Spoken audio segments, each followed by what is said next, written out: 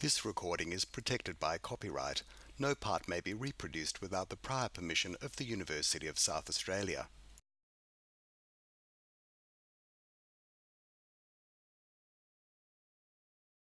I want to talk to you firstly about this old chestnut that floats around in South Australia that we call salt damp.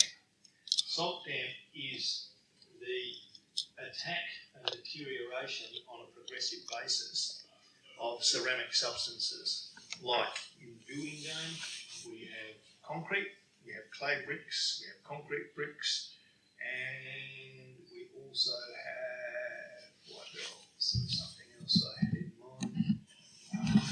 Concrete footings.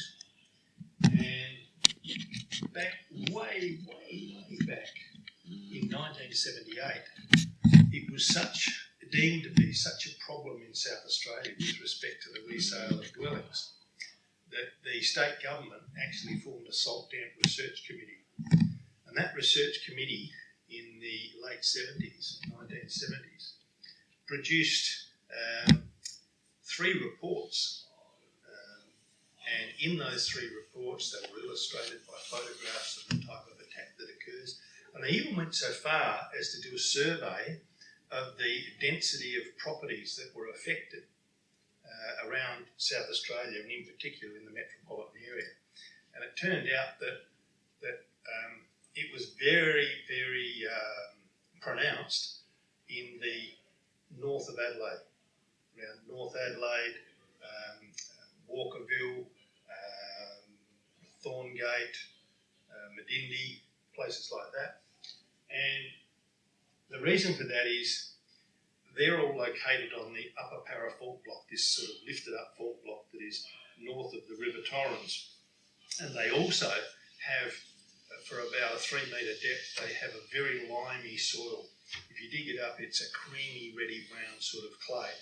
And those sorts of soils, because they've got a lot of lime in them, they tend to be very free draining, and they allow moisture to accumulate, and therefore all the trees and everything else feeds off them.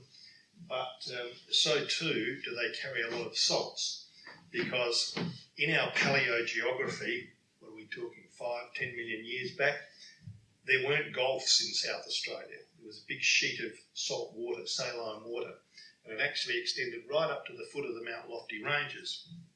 And the net result of that over the millions of years ago is that the sea level gradually receded as we became decidedly more semi-arid in our climate. And as a consequence of that, that saline lake left behind all sorts of salts in these nice free-draining topsoils. And as a further consequence of that, that's the background to why we get salt damp.